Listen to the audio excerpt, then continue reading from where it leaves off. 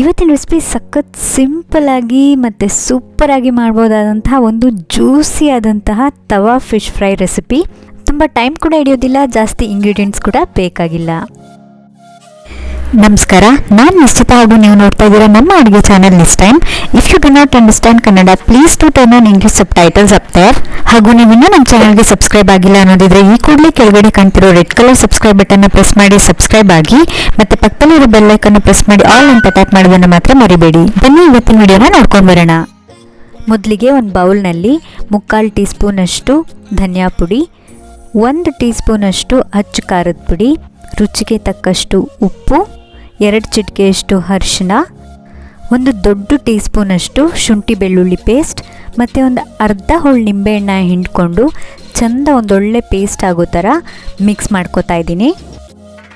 ಮೊದಲೇ ಉಪ್ಪು ಮತ್ತು ಹುಳಿ ಹಾಕಿ ನೀಟಾಗಿ ತೊಳೆದಿಟ್ಕೊಂಡಿರುವಂತಹ ಮೀನಿನ ಪೀಸ್ಗಳಿಗೆ ಈ ಪೇಸ್ಟನ್ನು ನೀಟಾಗಿ ಕೋಟ್ ಮಾಡ್ಕೋತಾ ಇದ್ದೀನಿ.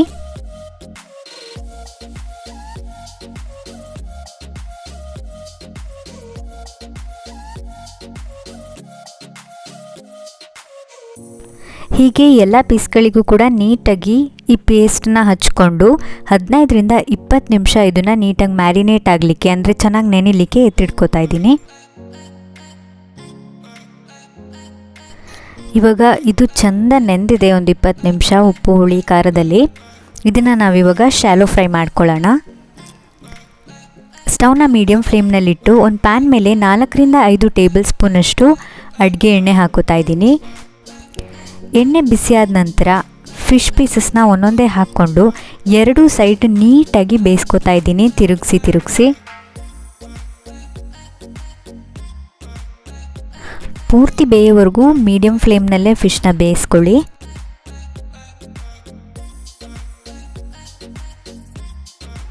ಫಿಶ್ ಬೇಯಲಿಕ್ಕೆ ತುಂಬ ಟೈಮ್ ಹಿಡಿಯೋದಿಲ್ಲ, 5ರಿಂದ 10 ನಿಮಿಷದೊಳಗಡೆ ಈ ನಮ್ಮ ಫಿಶ್ ಏನಿದೆ ರೆಡಿ ಆಗಿಬಿಡುತ್ತೆ.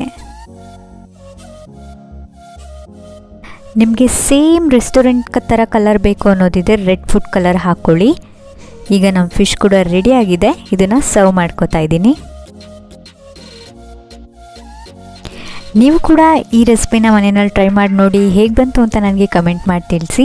ವಿಡಿಯೋ ಇಷ್ಟ ಆಗಿದ್ದರೆ ಲೈಕ್ ಮಾಡಿ, ನಿಮ್ಮ ಫ್ರೆಂಡ್ಸ್ ಫ್ಯಾಮಿಲಿ ಎಲ್ಲರಿಗೂ ಶೇರ್ ಮಾಡಿ. ನೀವಿನ್ನೂ ನಮ್ಮ ಚಾನಲ್ಗೆ ಸಬ್ಸ್ಕ್ರೈಬ್ ಆಗಿಲ್ಲ ಅನ್ನೋದಿದ್ರೆ ಸಬ್ಸ್ಕ್ರೈಬ್ ಮಾಡ್ಕೊಳ್ಳಿ. ಮತ್ತು ನಾನು ನಿಮಗೆ ಸಿಗ್ತೀನಿ ಮತ್ತೊಂದು ವಿಡಿಯೋ ಜೊತೆ. ಅಲ್ಲಿವರೆಗೂ ಹ್ಯಾಪಿ ಕುಕಿಂಗ್.